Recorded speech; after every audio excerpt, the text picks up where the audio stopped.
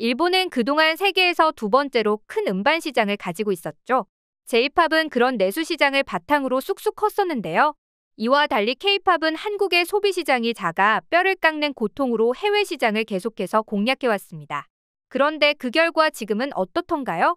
치열한 경쟁을 통해 안 그래도 까다로운 한국 소비자들 내에서 인정받고 그것이 해외에서도 먹히며 그야말로 K-팝의 시장은 어마어마하게 커졌습니다. 이와 달리 내수 시장만 믿고 있던 일본은 이제 내수 시장도 지키기 어렵다는 것을 깨닫고 있는데요. 그동안 내수 시장만으로만 인기를 유지해왔던 일본 최고 아이돌 AKB48의 몰락에서 그 흐름을 알 수 있었습니다. 그럼 무슨 일인지 자세히 알아보도록 하시죠. 1990년대 후반까지 황금기를 구가하던 J-팝은 최근 심각한 위기를 맞고 있습니다. 이와 달리 K-팝은 그야말로 완성형에 가까운 프로급 아이돌들을 배출해내고 있는데요.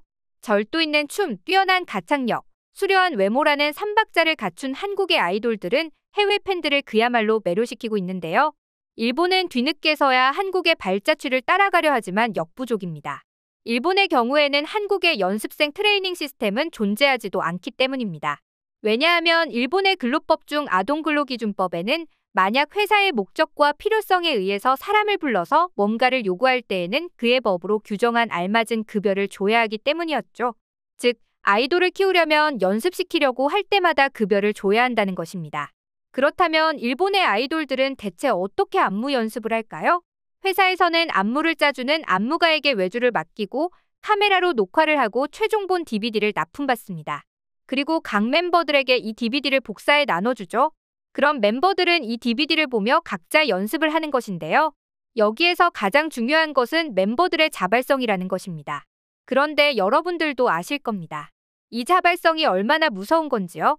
당연히 연습은 흐지부지 되고 같이 모여서 연습하는 시간이 극히 드물다 보니 K-팝 아이돌처럼 군무를 칼같이 맞추는 일 또한 불가능합니다.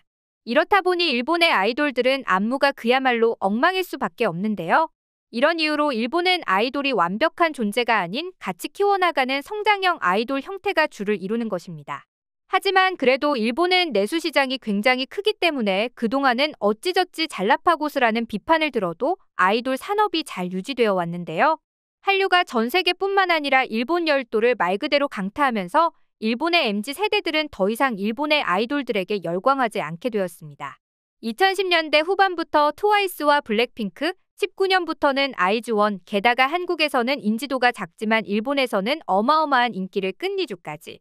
그렇다 보니 일본을 대표하던 아이돌들은 모두 무너지고 말았는데요. 그 중에서 가장 유명한 것은 AKB48이었습니다. AKB48은 모닝구 무스메 이후 한동안 침체되었던 일본 여성 아이돌 시장의 중흥기를 연 아이돌인데요. 최전성기였던 시절에는 일본의 커뮤니티의 연간 검색어 랭킹 부문 1위를 2년 연속으로 차지하기도 했고 드라마면 드라마, 예능이면 예능, 심지어 경마 방송이나 아침 정보 방송에까지 AKB48이 출연해 일본 어디를 가도 AKB48을 보게 된다는 소리가 나오기도 했었죠. 하지만 국민 걸그룹이던 AKB48은 일본의 대표 가요 프로그램 홍백 가압전에 불참하는 일까지 발생했는데요. 이런 AKB48의 몰락은 일본인들의 어마어마한 충격을 불러일으켰습니다. 여기에는 물론 K-팝의 영향도 있지만 다른 이유도 있습니다. 그동안 일본 아이돌 산업의 고질적인 문제 때문이었는데요. AKB48의 기획사는 굉장히 특이한 사업 모델을 적용했습니다. 바로 직접 만날 수 있는 아이돌이라는 컨셉이었죠. 그걸 이용한 것이 그 유명한 일본의 악수회입니다. 악수회에 가면 아이돌과 악수를 하며 이야기를 나눌 수 있었는데요. 이 악수회에 참가하기 위해서는 CD를 구매해야 했습니다. CD 안에는 악수권과 총선거에 투표할 수 있는 투표권이 들어있었는데요. 악수권 하나에 5초, 2장에는 10초 이런 식이었다고 합니다.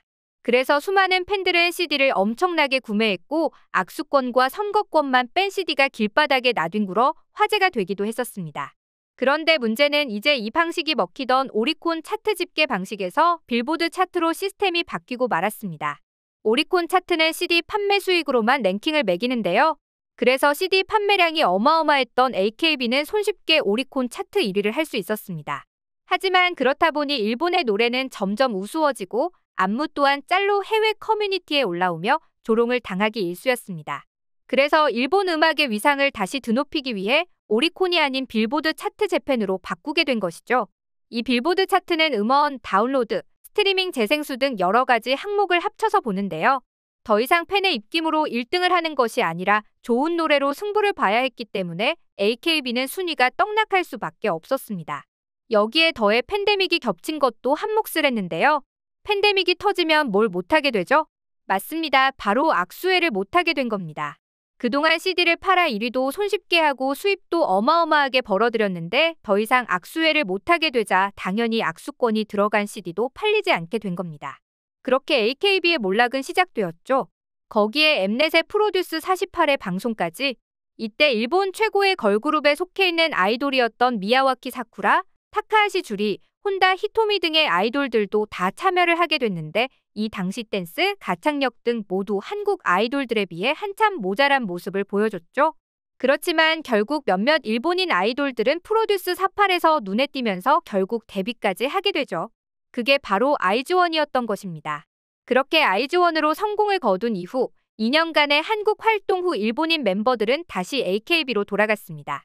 하지만 미야와키 사쿠라는 한 달 만에 졸업 후 다시 한국행을 선택했는데요. 이제는 하이브의 르세라핌의 멤버로 데뷔했습니다. 그리고 파이널까지 남은 다카하시 주리도 AKB48을 졸업한 뒤 한국에 건너와 로켓펀치의 멤버로 데뷔했습니다. 혼다 히토미 같은 경우에는 AKB에서 가장 인기가 없는 멤버였는데 한국 활동 후 돌아가 인기 멤버로 급상승하게 되었는데요. 처음으로 센터에 발탁되기도 합니다. 하지만 혼다 히토미도 일본에 마음이 뜬 게 보였는데요. 자꾸만 졸업하는 것을 막으려 솔로 싱글도 발매해주는 등 일본 기획사는 노력을 기울였습니다. 하지만 올해 8월 혼다 히토미도 AKB48을 졸업한다는 기사가 나왔는데요. 자신의 SNS를 통해 AKB48을 졸업한다라고 탈퇴 소식을 직접 알렸습니다. 아무래도 한국에서 한번 활동을 하고 보니 일본의 아이돌 실정이 더욱 눈에 잘 보였을 것 같은데요. 그런 그녀의 선택이 이해가 갑니다. 그도 그럴 것이 과거에는 일본 오리콘 차트에 이름을 올렸다거나 NHK 홍백 가합전에 출연하는 것만 해도 아티스트의 가치를 끌어올리는 좋은 홍보수단이었죠. 하지만 지금은 그렇지 않습니다. 이제는 J-팝에서 1위를 하는 것은 마니아들만의 스타처럼 여겨지는데요. 이제는 하계회 수준의 전문성 떨어지는 율동 수준의 춤으로는 일본 MZ세대들을 사로잡을 수 없습니다. 그 결과 일본 10대 여성들의 지갑은 AKB48에게 열리지 않았죠. 이런 이유로 일본을 벗어나 한국으로 오고 싶어 하는 것입니다. 이 상황 속에서 한국도 일본에게 배울 점이 있습니다. K-팝이 계속 살아남으려면 J-팝과 반대로 변화에 능동적으로 대응해야 한다는 것이죠. 그럼 이런 상황 속에서 일본 네티즌들이 어떤 반응을 보이고 있는지 알아보시죠.